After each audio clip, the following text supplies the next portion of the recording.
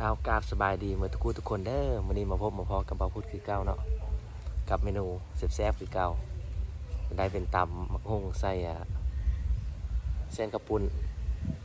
ตำมะฮุ่งเหลืองกับปีงไก่ลาดปีงไก่หนึ่งง่ายๆเลยมาหาเด้อกินกับข้าวเหนียวร้อนๆของกินคือเก่าเนาะมันจะดีกว่าครับอืมฟองตกโคมแห้งของฟองตกจะดีจะหาข้าวขึ้นมา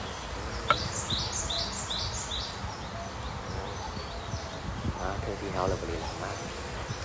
หักกลับกระสีแต่กล้าใส่เสื้อตัวแซ่บเลยขออนุญาตใช้มือด้วย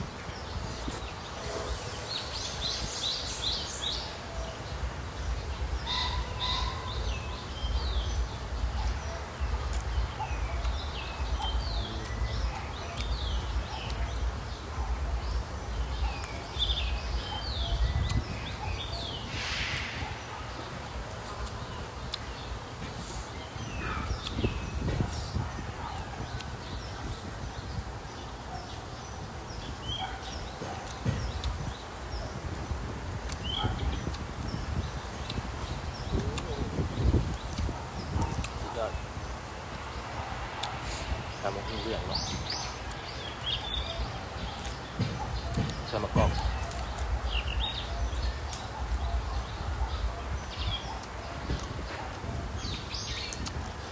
ตามมาหุ่นตีนไก่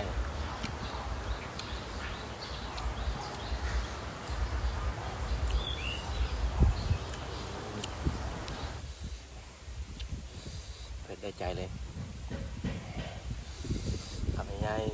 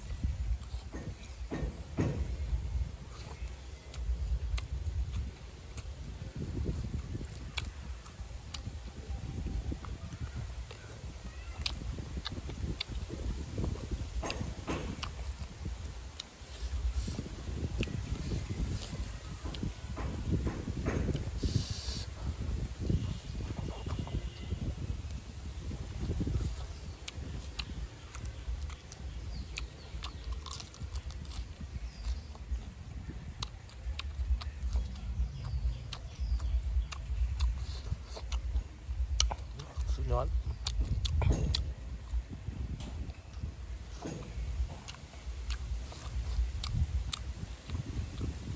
เอาไก่เหลือง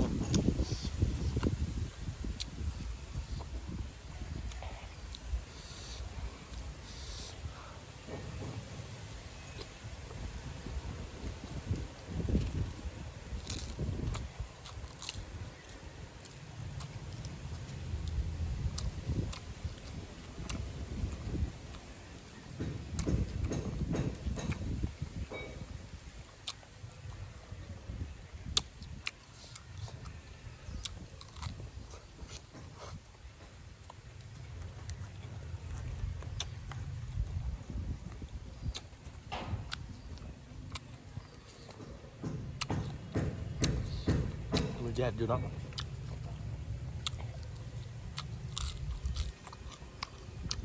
มาเถอะมาแซ่บๆตรงกันเด้อ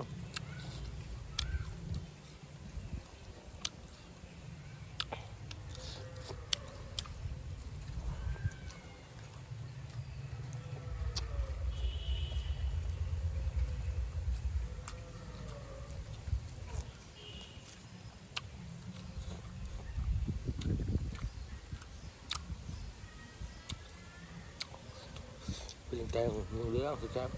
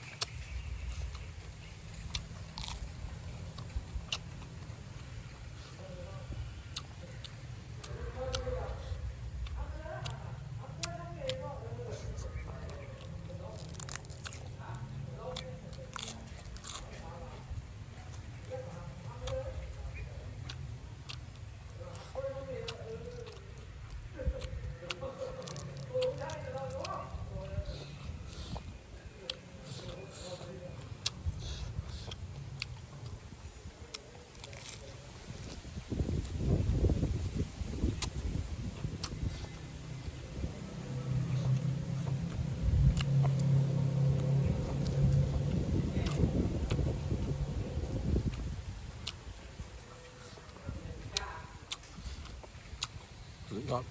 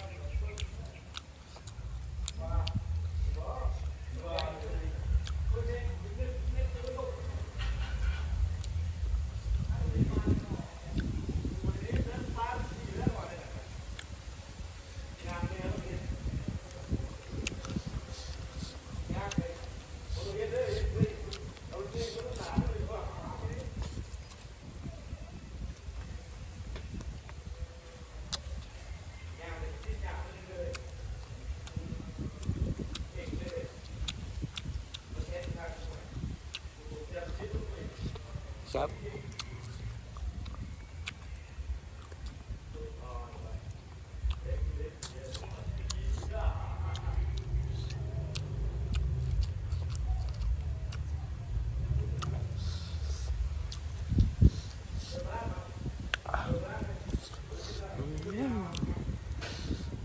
แซ่บขนาด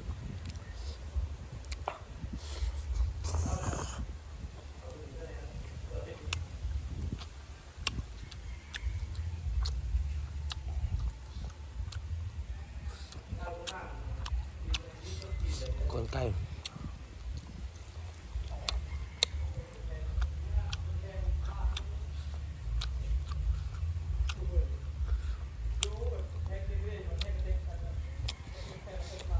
แซ่บจริงมาก